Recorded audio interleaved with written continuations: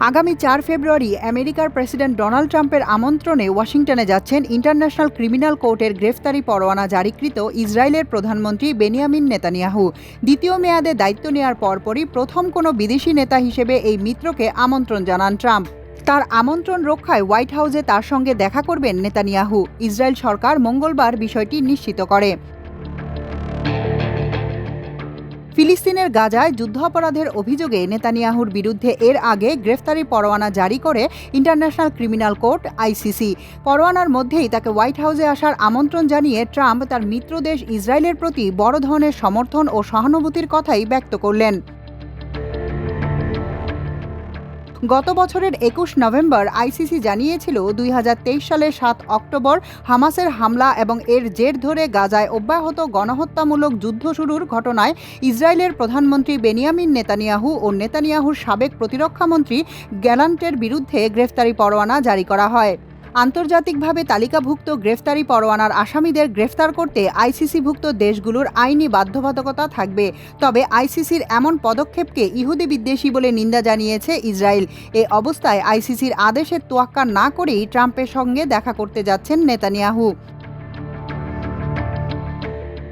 Trump ক্ষমতা গ্রহণের একদিন আগে গাজা ইসরায়েল যুদ্ধবিরতি চুক্তিতে সম্মত হয়, যার পুরো কৃতিত্ব নেন ট্রাম্প। এই চুক্তির ফলে গাজায় এখন পর্যন্ত সাময়িকভাবে যুদ্ধ বন্ধ হয়েছে।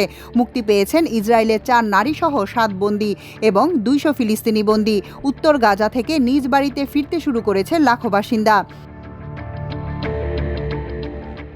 ট্রাম্প প্রশাসন লেবাননে যুদ্ধবিরতিও বাড়িয়েছে, যার ফলে লেবানন থেকে ইসরায়েলের সেনা সম্পূর্ণ প্রত্যাহারের সময়সীমা ১৮ ফেব্রুয়ারি পর্যন্ত বাড়ানো হয়। কিন্তু এত কিছুর পর ইসরায়েলের মতো মিত্রদেশের পাশে সবসময় রয়েছে আমেরিকা। যুদ্ধ শুরুর পর ইসরায়েলকে অব্যাহত সমর্থন ও সব ধরনের সহায়তা করে গেছে তারা। গত সপ্তাহে ইসরায়েলে ২,০০০ পাউন্ড বোমা পাঠানোর অনুমোদনও দিয়েছেন ট্রাম্প। গত বছরের মে মাসে এটি স্থগিত করেছিলেন সাবেক প্রেসিডেন্ট জো বাইডেন। এদিকে নেতানিয়াহুকে রক্ষায় আইসিসির উপর পাল্টা নিষেধাজ্ঞা আরোপের একটি বিল পাশ করতে চেয়েছিল আমেরিকা। হাউস অব রিপ্রেজেন্টেটিভে বিলটি পাশ হলেও সিনেটে তা আটকে দেওয়া হয়েছে। ডেমোক্রেটিক সিনেটররা বিলটি পাশে ভোট দেয়া থেকে বিরত ছিলেন। মঙ্গলবার অনুষ্ঠিত ভোটাভুটিতে ৫৪-৪৫ ভোটে অনুমোদন পেলেও চূড়ান্ত পাশের জন্য প্রয়োজনীয় ৬০ ভোট পেতে ব্যর্থ হয় এটি। এর আগে গত ৯ জানুয়ারি নিষেধাজ্ঞা বিল পাশের পক্ষে ভোট দেন হাউস অব রিপ্রেজেন্টেটিভের আইন প্রণেতারা। তাহমিনা তাসির, আমার দেশ।